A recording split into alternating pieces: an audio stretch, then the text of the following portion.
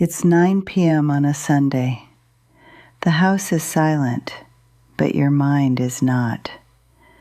You're standing in the doorway of the spare bedroom, the one that used to be your son's. Now, it's a museum of good intentions.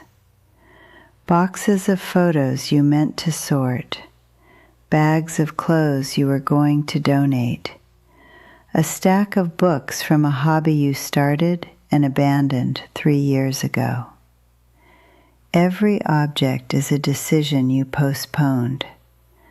The weight of it feels physical, pressing down on the air in the room. You can't even close the closet door all the way.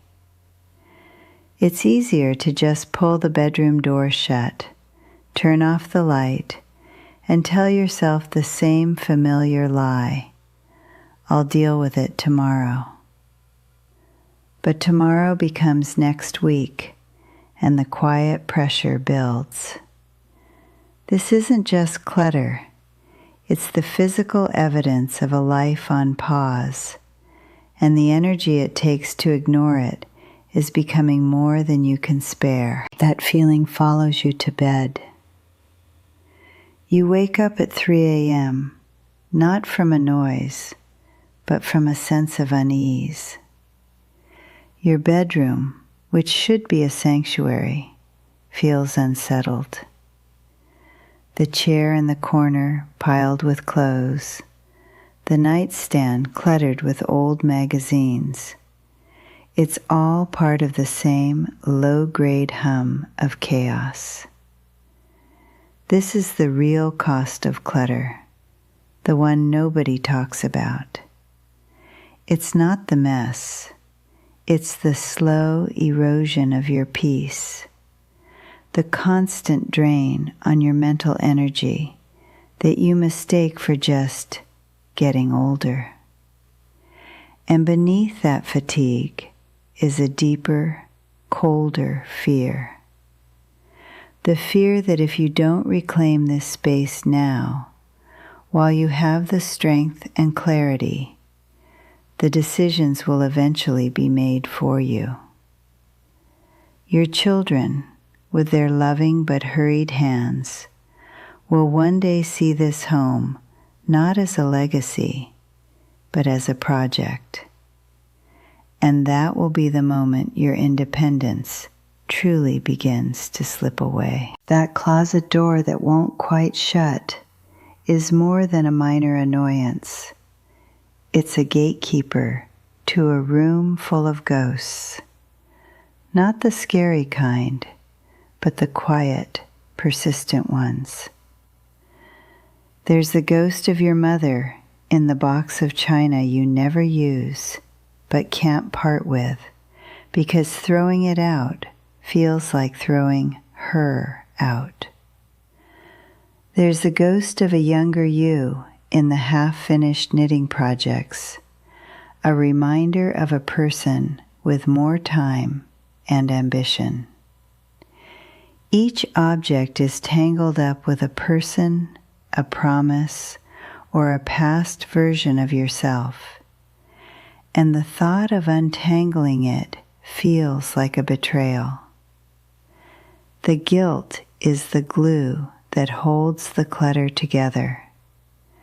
To let go of the item is to admit that a chapter is over, that a person is truly gone, or that a dream won't be realized. It's easier to keep the box. It's easier to let the guilt win, to close the door, and to pretend the weight of all those memories isn't slowly, silently crushing the present. This paralysis is compounded by a fierce, private pride. The thought of asking your children for help flashes through your mind, but you dismiss it almost instantly. You can already picture it, their loving but efficient hands sorting through your life. You can hear their gentle, logical questions that feel more like judgments. Mom, do you really need this?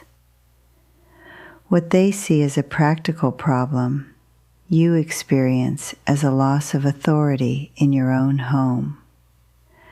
Asking for help feels like the first step on a path you've seen others walk, the path toward becoming a project for your children to manage. It's an admission of defeat, a signal that you can no longer handle your own affairs. So you remain silent. The sheer scale of the task becomes an isolating secret. The clutter is no longer just a physical barrier. It's an emotional fortress you've built to protect your independence. Without realizing, it has also become your prison. Ultimately, you begin to understand the deepest truth of it all. Your home has become a perfect physical reflection of your mind. The crowded countertops mirror the mental noise that keeps you from thinking clearly. The stacks of old mail are the postponed decisions that drain your energy every single day. The path from the bed to the door, cluttered with small obstacles, is the same path your mind takes when trying to imagine the future, unclear, full of things to trip over, and exhausting to navigate. This is why you feel so tired. It's not just your age. It's the constant, low-grade cognitive load of living in a space that represents stagnation. You realize that clearing a room isn't just about creating physical space. It's about creating mental space. It's about quieting the noise. It's about giving your future a clear, open place to land. The battle isn't with the stuff. It's with the state of mind the stuff has created. This resolve feels different from all the failed attempts that came before. It isn't a fleeting burst of motivation to just get it done, a path that has only ever led back to this same state of overwhelm. You understand now that the problem was never a lack of effort, but a lack of a proper system. You don't need more willpower. You need a smarter strategy. A method that doesn't ask you to confront a lifetime of memories in a single weekend, but instead provides a framework for making one clear, manageable decision at a time. This is the crucial mental shift. You stop seeing this as a dreaded chore and start seeing it for what it truly is, the most powerful, proactive act of self-preservation you can take. It's about taking deliberate control. The path forward is no longer an insurmountable mountain, but a series of 5 strategic habits, a clear, repeatable system designed not just to clear a space, but to protect your independence and build the foundation for your next chapter. The first strategic habit is not a technique for sorting objects. It is a rule for managing time. It's called the Early Intervention Rule, and it is the foundation upon which your future independence is built. The rule is simple. You must act now, while you possess the peak of your personal agency, your physical strength, your mental clarity, and your emotional resolve. We often tell ourselves we have plenty of time, but these resources are not infinite. They are a savings account from which we draw daily. Ignoring this rule means you are spending down that account without a plan, assuming it will be there for you tomorrow. The consequence is a silent, creeping deadline.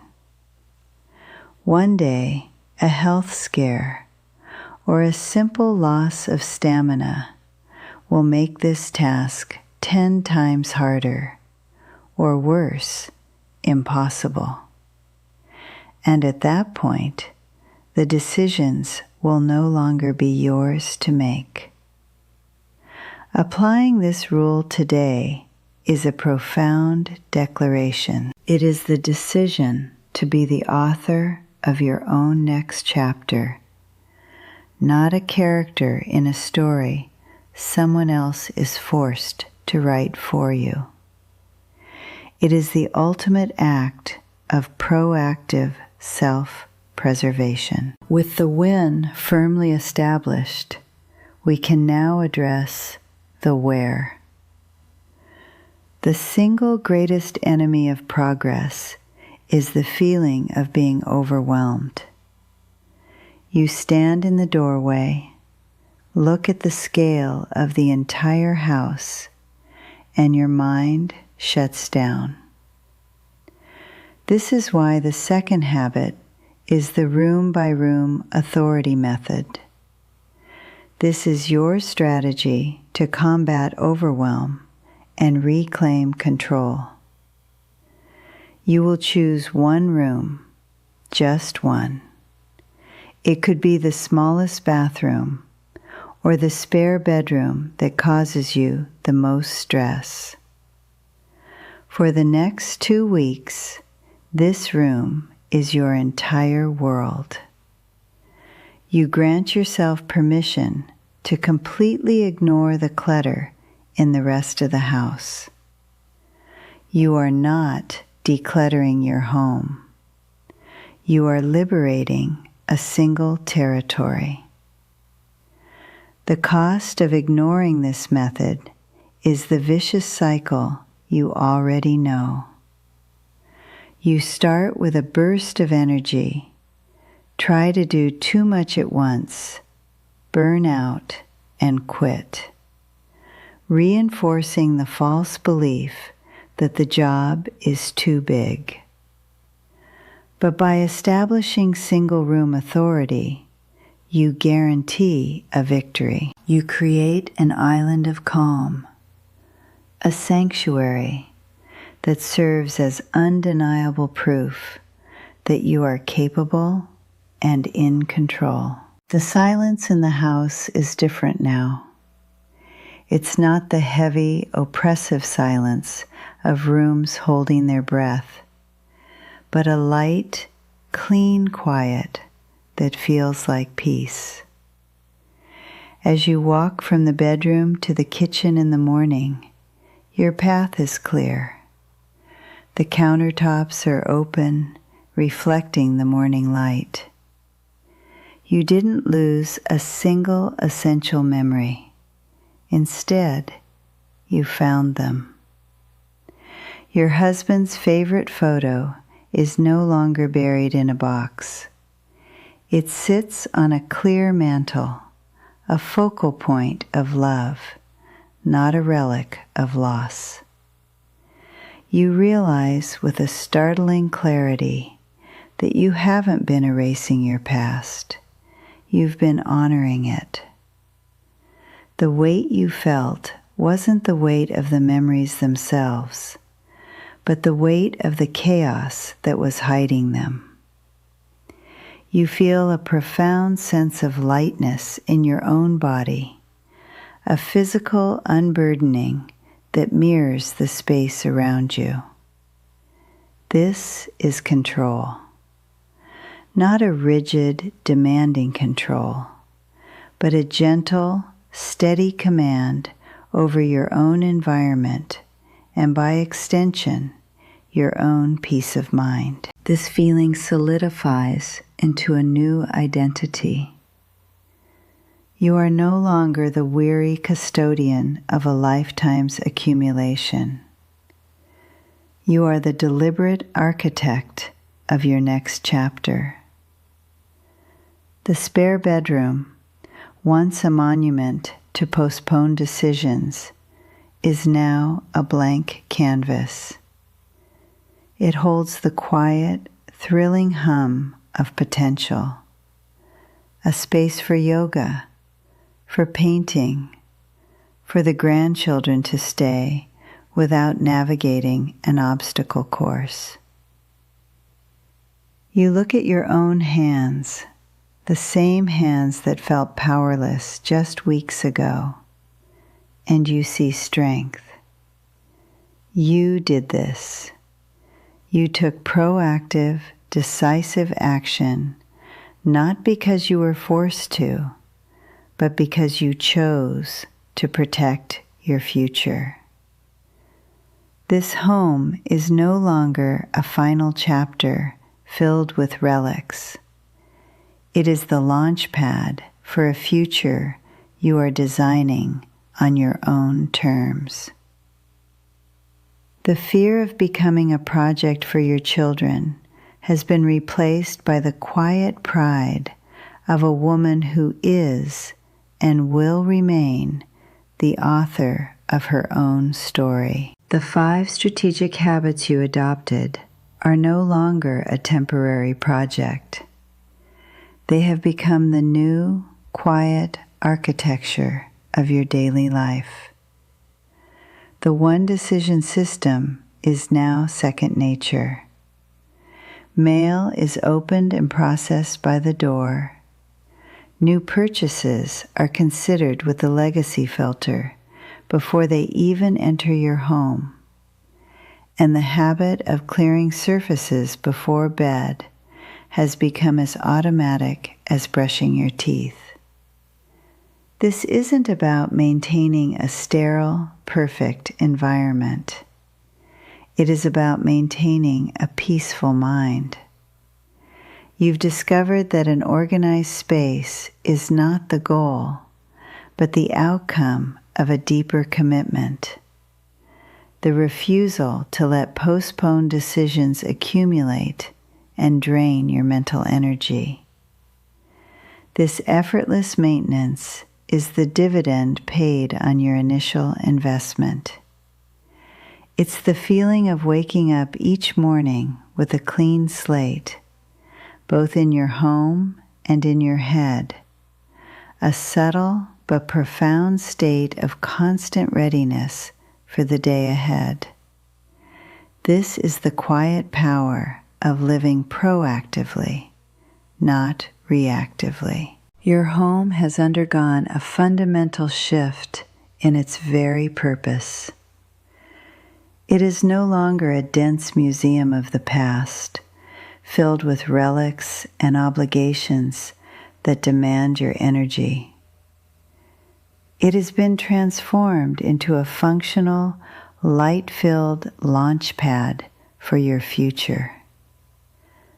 The spare bedroom, once a source of silent stress, is now a bright, airy space where you unroll your yoga mat each morning.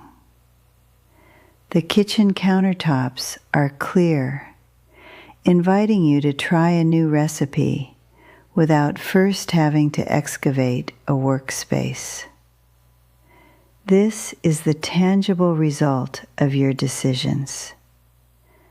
You walk through your home not with a sense of weight, but with a feeling of possibility.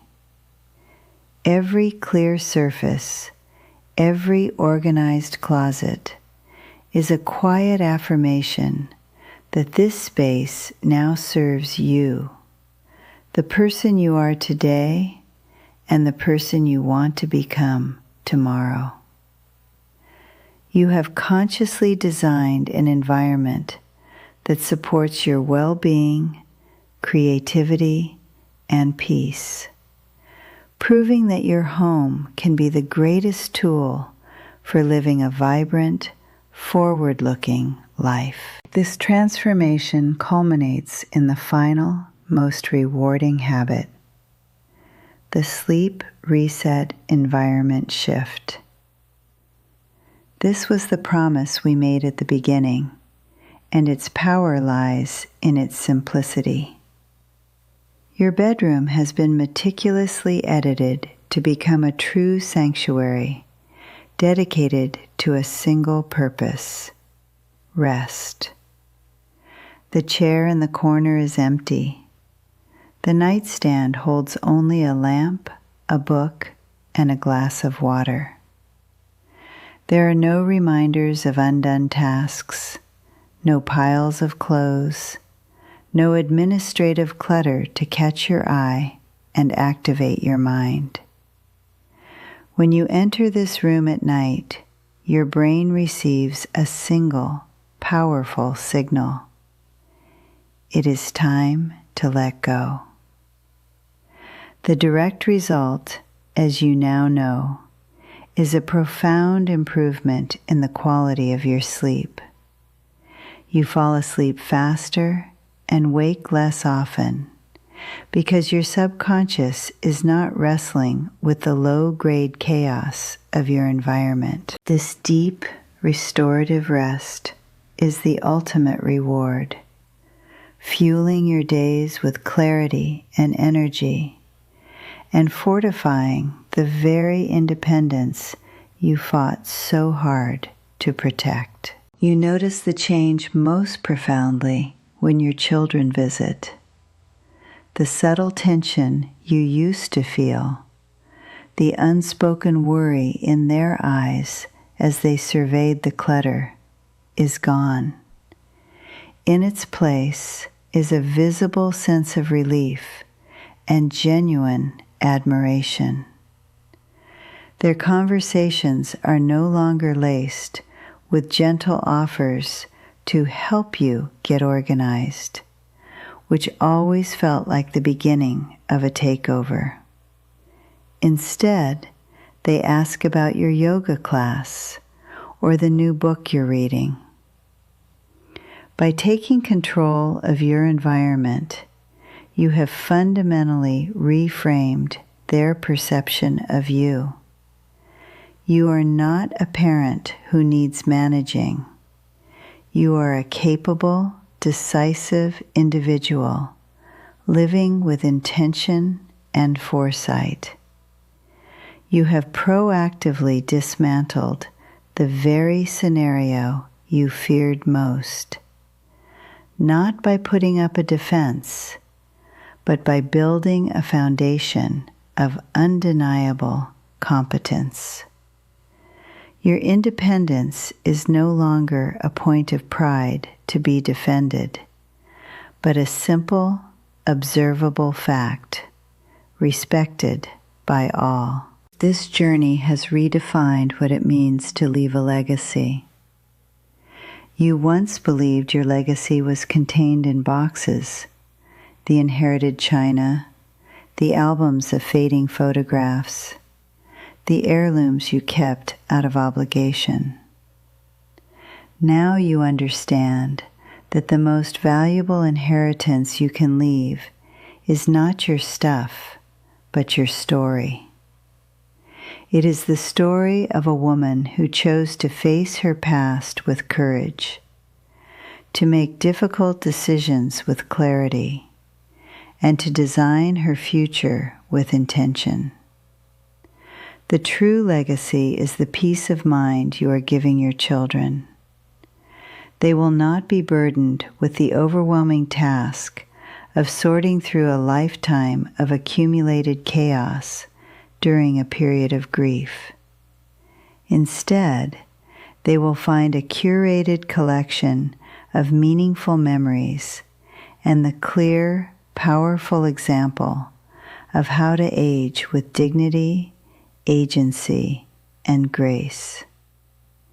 This is a legacy of love, not of burden. It is a final, profound act of care. With the constant, low-grade hum of mental noise finally silenced, you are left with something you haven't experienced in years: space. Not just physical space, but mental and emotional space. The energy you once spent ignoring, managing, and feeling guilty about the clutter is now yours to reinvest. For the first time, you find yourself thinking about the future not as a series of potential problems to be managed, but as a landscape of opportunities to be explored. The question is no longer, how will I ever deal with all this? But rather, what do I want to do next? This is the ultimate freedom. It is the liberation from the weight of the past and the anxiety for the future, allowing you to fully inhabit the present. Decluttering was never about creating an empty house. It was about creating a full life, one where you have the clarity and capacity to write the next chapter exactly as you wish. And so, you sit in your calm, light-filled living room, a cup of tea warming your hands. The silence is peaceful. The air is still. This is the feeling of a promise kept to yourself. It is the tangible result of choosing foresight over fear, action over apathy. This is not an ending. It is the setting for a new beginning. For anyone watching this, know that this piece is available to you. The window of opportunity to act with your full strength and clarity is now. The process is not about wrestling with the past, but about protecting your future. It is about making a definitive choice that the rest of your life will be defined by freedom, dignity, and independence. Your story is not over.